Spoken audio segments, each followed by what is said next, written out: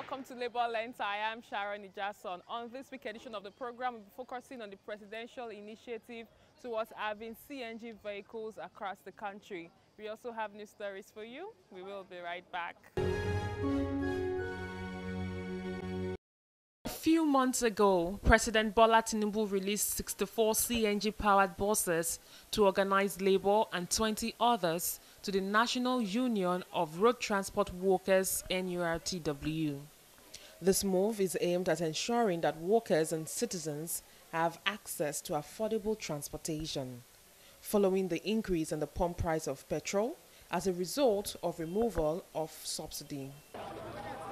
In the quest to see how citizens and workers are using the buses released by the federal government, I and the team visited a motor park in the Yanokpaja area of Lagos, southwest Nigeria.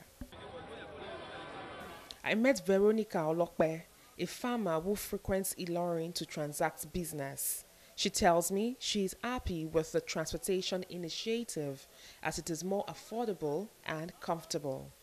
Once in a week, when I'm going, I'll enter this one, but when I'm coming because of the load, I'll enter another one.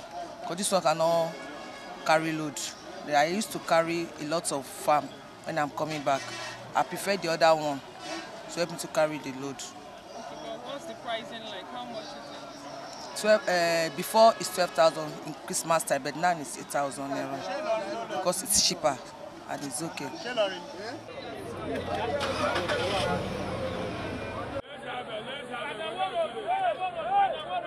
Drivers of the CNG-powered vehicles at different motor parks commended the presidential CNG initiative, but wants provision of more gas stations to tackle challenges they faced when trying to refuel vehicles with compressed natural gas.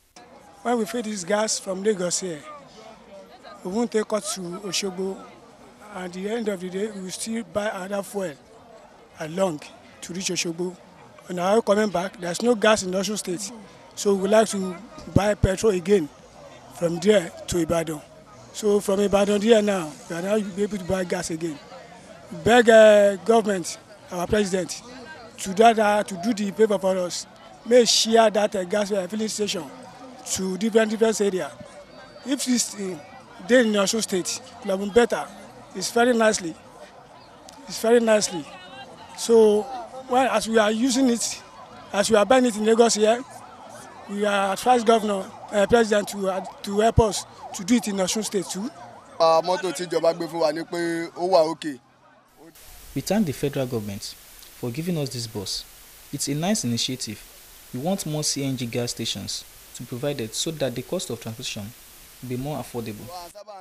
Some of the advantages of using CNG-powered vehicles are lower maintenance cost, prevention of gas from spilling or evaporating, increased life of lubricating oil and less pollution. Above all, CNG-powered vehicles are considered to be safer than petrol-powered ones. Some commuters speak on their experience riding the CNG-powered buses. The price is cheaper than others. I would really appreciate our government to assist them with this kind of program. We really enjoy it. Full AC, no issue. I prefer this one because it's convenient, it have enough space and it's spacious. It's okay, it's comfortable.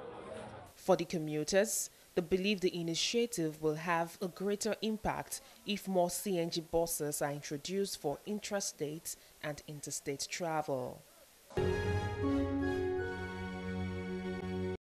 We must thank government for that, in realization of the fact that the PMS that is being used is on the high side, around 100 naira. Some are selling 940, some 9, around that 1,000 per litre. As on the high side, the government has deemed it fit to consider Nigeria Labour Congress for some of these vehicles. I think it's been given free so that to aid transportation using the CNG system of a thing.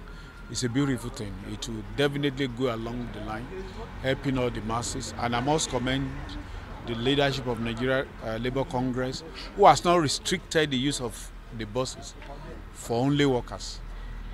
What we are coming here to do today is to get it commissioned, give it to the masses to be using, especially the transport workers will be using it for everybody. The NS is now saying they want to give 10 to each geopolitical zones to cushion the effect of transportation brouhaha in the lives of the citizens and especially workers. It's a starting point. And thereafter, if you have some organizations or the government coming to our aid to add to it, it's going to help us a lot. The issue of Nigeria consuming much PMS daily basis simply because we don't have enough public transport system. In the developed countries, you don't carry your vehicle and just cruise around all the time, especially when you're going to work. There should be buses that will take you to office then and when you're coming back. That will reduce the amount of PMS being consumed every day in Nigeria, and it's going to cushion the effect of transportation for the masses and for the workers. It's going to help us in a long way. On the Profiling TV segment this week, I'll be speaking with the Deputy President of the Nigerian Labour Congress, who also doubles up as the ITF Vice President. He tells me it is expedient for the state government and employers of labour to collaborate with federal government's efforts towards providing more CNG buses to ensure cheaper transportation for all. It's good to have you on the program. Thank you for having me, and Happy New Year. It's been a while, actually. It's been a while, yeah. Yes, it's been a long time, and a lot has been happening in the world of work. And one of it is the presentation of CNG buses by the Nigerian Labour Congress to several workers across the state. Can you bring us up to speed on what has been the experience like? Would you say that, can you conveniently say that every worker across the 36 states have been able to receive the CNG buses, and how have they been faring? Well, first and foremost, I want to thank you for coming, and I say a beautiful Happy New Year again. The Labour movement will continue to appreciate the Mr. President of this great country, and it was Asiwaju Bola Ahmed Tinubu, our president, for initiating the idea of giving us CNG buses to cushion the effect of what all the workers are passing through. And there's no how you are going to use close to 90 buses to serve almost 36 states of the federations. It's not about him, it's about our state governor too. They have a role to play on this project. Let them complement more or providing more buses so that it's going to work well and serve the purpose of giving it out to NLC. I was in Ibadan with my Congress president, and I heard what the deputy governor was saying about these buses, because 10 of it were all launched in Ibadan. And we look at the territorial states that all these buses should be given. And how do you serve Southwest with 10 buses? And the question in the mind of all the workers is that, how is it going to work? You have Ogun State, you have Ondo State, you have Osun State, you have Oyo State, you have Ekiti State, and you give us only 10 for Southwest alone. So what is the complementary effort of the state governor and the employers too in those states? They need to complement what Mr. President are giving to Nigeria Labour Congress. If doing that is going to resolve the issue of, to cushion the effect of transportation, it will not solve the problem alone. It's not about giving us buses. But to me, I look at durability and stability of those buses. How it's going to manage, because we don't know, there are some states that doesn't have these gases or whatever where they can, but we are told it's both the gas and the other one. So I think it's better for us, but we are talking about stability of those buses and the durability. And for it to be durable, you need more than 1 or more 10 than on the road. on the road, because the two cannot serve a whole state. Coupled with all the secretarial staff, the civil servants, and in some state, we have an average of close to 6 or 10 in one particular state. How are they going to manage one bus in Ondo State, in Ekiti State, in Oyo State? And Oyo State is one of the largest states in the whole of Africa, talk less of Southwest. So if it's going to Oyo Township, where I came from, if it's going to Kishi, where the deputy governor was said he came from, going to Saki, Okeho, Laura, with one bus, that bus will die. It's going to die. So how does this CNG bus work? Is it that workers are supposed to pay a subsidized amount of money, or it is free? Well, the way it is now, I think the NS is trying to manage it by way of giving it to somebody to manage it on behalf of Nigerian Labour Congress and the workers itself. So whether it's going to be subsidized or whatever, I don't want to preempt the decision of the NS and our president. But to me, I would have loved the states to contribute their own quotas by way of adding more buses to all those ones they have given to all the states. Because 90 buses or 100 buses cannot serve the purpose of, okay, fine, I'm giving you 90 buses. What happened to the other governors? Let them have their own, because I think that one will help all of us to enjoy the dividend of what Mr. President have given to the labor movement. Going back to your previous statement that you would want the state government and other employers of labor to come into the big picture of collaborating with the federal government towards ensuring that we have more CNG buses. Do you think there should be a timeline so that there should be a timeline to achieve this, so that the purpose of this palliative would not be defeated? Well, I think Mr. President did well by way of giving us this bus to cushion the fate of this palliative incentive that the union asked for. But we expected some of the state governors to complement this gesture by way of adding more value to what the Mr. President have given to the workers. It's a palliative. Should there be a timeline? Well, like maybe in 6 months, maybe so that we'll be asking them. Experience in the transportation sector. The experience is very. And it's not the first time that government will be giving out palliative. Yes, in terms of giving buses and yes. you know the wear and tear of these buses. So is there a timeline that you think these buses should be rolled out to ensure that the effect of the removal of fuel subsidy is not felt by workers and maybe other citizens? Even the first subsidy you're talking about now, where is the effect? Because some state governors are not even ready to contribute their quotas. We are talking of minimum wages now. How many states have paid? How many states are yet to pay? How many states are saying we are going to pay? We don't even know what some of them are paying. We are just seeing it on the pages of newspapers that yes, Ekiti State or your state, they are going to pay 80,000. And it's on pages of newspaper. By the time you move in closer to them, you find out that they are not even yet implementing that payment that they have told the whole world that they are going to pay. So the timeline should be around 5 or 6 months. But say, okay, let's complement the effort of Mr. President of this country. But say, okay, fine.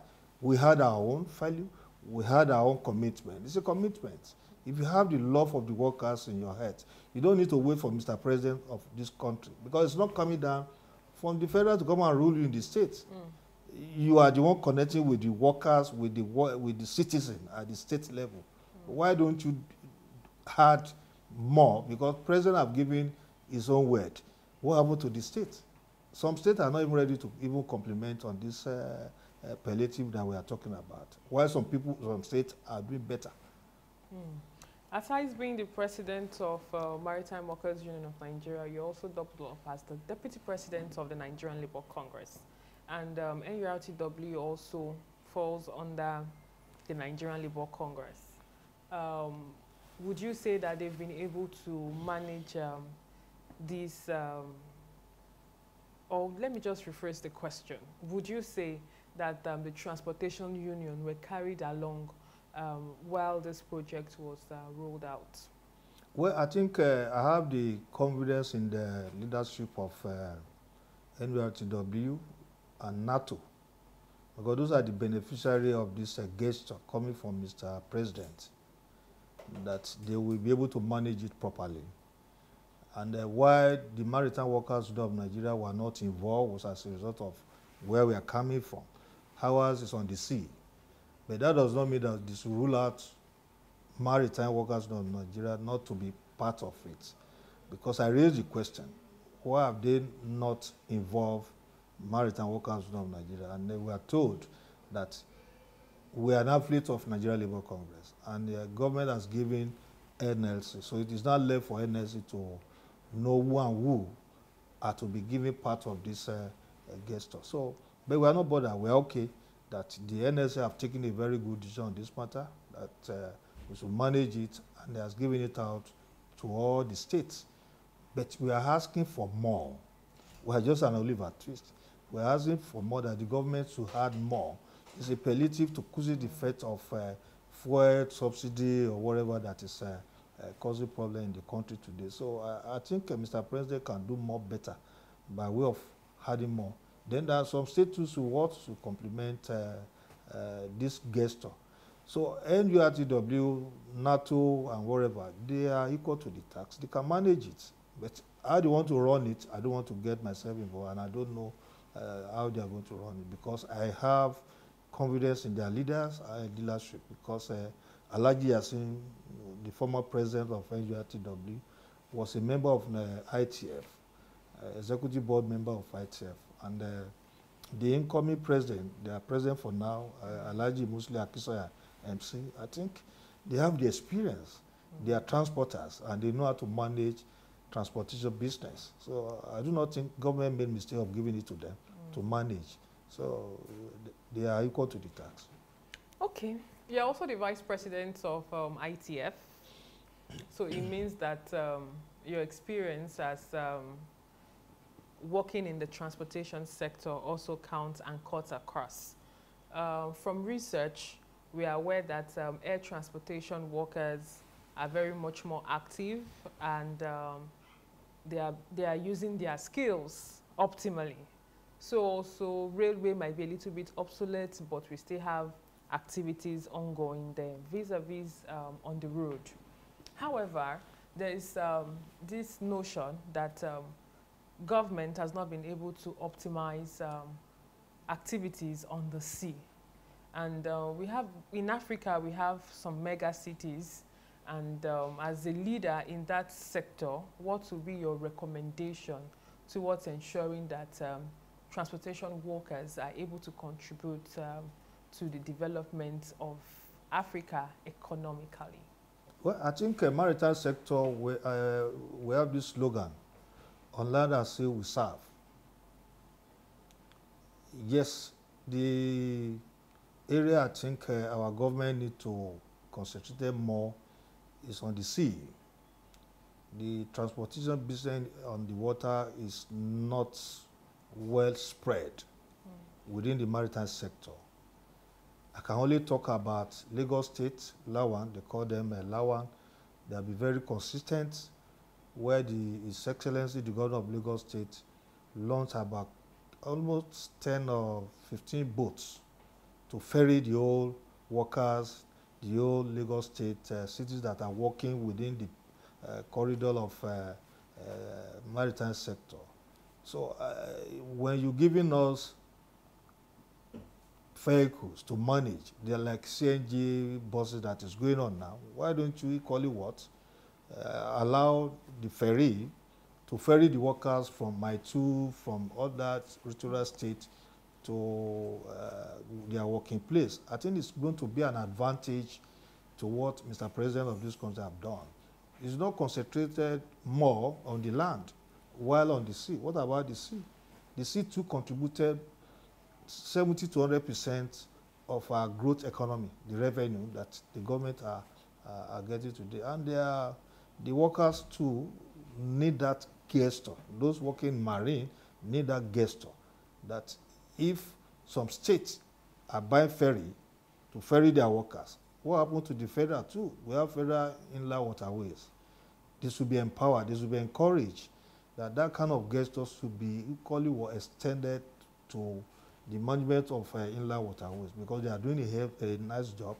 The new MD of NIWA is doing a very marvelous job. But the government should complement its efforts by way of even having more ferry, so that the union, Maritime Workers Union of Nigeria, and other union people that are working in the sea can benefit from this gesture.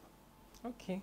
You spoke specifically to the palliative aspect, but so also with your experience as a leader and talking as an authority in ITF, what would be your recommendation, not to just Nigerian government, but to Africa generally, towards optimizing the sea? What more can what more is there for government to benefit? What more is there for, in terms of creation of jobs for workers? I know that there are many workers that are ready to work, but there are no job opportunities. So what would be your take on this? Well, I think we have the current Minister of Blue Economy, who have tried all his best to make sure that the workers in blue economy were all being encouraged. And it's a new ministry. I know we're in a new bottle. And what that ministry stands for is to create more employment for Nigeria, to create more revenue drive, mostly on the fishing, trawling business and all the rest of it. And since he came in on board, I just won't try to be digress a little. Since he came in on board, I think he has been finding it very easy for him to make sure that that aspect you ask him in, at least under his command, good things are coming out from there. And that is where we are been very, very supportive to his administration, because of it's a new ministry. So I think we can tap from there. And ITF, being an organization recognized all over the world, have been so supportive. We have inland navigation, we have inland waterways that fall under ITF. Even the seafarer, they fall under ITF. On this transport business, transportation business, that is the purpose of ITF. And they are ready to support any other African countries so that we can borrow from their experience. Like Morocco here, they are having a fishing business that Nigeria can tap from. And from there, we get more revenue drive in this aspect you are asking me to comment on. So it depends on the way somebody manage that department. And I think we gave kudos to him. We have been seeing a lot of enlightenment, organizing a forum for all the stakeholders to key into this project of blue economy. So I think the union can benefit and the other people can equally benefit from it. Okay, so finally, I would like to ask you about safety of workers, be it on land, sea, and in the air. What will be your recommendations to employers of labor towards ensuring safety of workers, especially in the transportation sector? And what should be the matching order for workers themselves? And what is the union also doing to ensure that the workplace is safe? Well, thank you. I appreciate the way it is now. Safety. Safety is paramount. Without safety, we can't be where we are today. And in my sector, we'll be having a lot of challenges about incessant accidents. And just of recent, we lost a docker as a result of negligence. And we cry out to let the whole world know what is going on about safety. Some employers of labor doesn't take it cognizance of the workers. A place where you have close to 100 workers on board the vessel, and you are able to have one supervisor on board and ashore. How do you expect the supervisor to manage close to 200 workers? And a place where you're supposed to have 10 workers, nobody supervises them, no safety procedures. And in a place, you see a worker with rubber slippers. Where is the safety boot? Where is the helmet? Where is the coverall? And where is the nose cover? Those are the areas we'll be talking about. For the past how many years, we'll be telling the whole stakeholders that they should be safety conscious for our members, for themselves, even the employers who are not safe. If you don't treat the workers under you properly, how will you as an employer be? So the incessant accident that is going on in the port now is uncalled for. So therefore we have called on the regulator, that's NIMASA, to wake up and make sure that any herring terminal operators or stevedoring contractor, they should sanction them in line with the agreement they signed with the federal government. Because if you go to some terminal now, it's as bad as that in terms of safety, and we cannot afford to lose our members as a result of negligence coming from some of this management. So I believe the Nigerian Port Authority, who happen to be the master stevedore, who gave them part of their obligations, to try and caution most of this negligence that is taking place in the port. So workers, we had an accident. Early you pay them their workmen compensations. The law is very clear. You must register your workers with ITF, NSITF, so that they'll be able to work out their workmen compensations. I remember an accident that involved one dock worker 2 years ago, where his leg was amputated. Up to now, they have not paid him his right, talk less of working out his compensations. So those are the areas I think we have challenges with these employers of labor. And we believe the government will come in soon to make sure that they correct the wrongs that is taking place. Because the union will not fold its arm and allow employers to be treating the workers that are making it to happen for them. Because without the workers, there's no way you're going to call yourself an employer. It's vice versa. You have given me a job, and I'm doing it on your behalf. Where is the safety procedure? If all those ones are not there, that means you are not an employer of labor. So I believe with what you just said now, they are hearing what I'm saying, because we have already issued an ultimatum as a result of that ugly accident that happened to a dock worker on the eve of 25th of last year, where the accident happened and the guy died instantly as a result of negligence. So that's where we find ourselves now. Thank you very much for your time. Thank you for having me again. And that's all we can take on today's edition of the program. Join us next week for a fresh edition of the show. I am Sharon Ijason. Thanks for watching, and remember that labor creates wealth.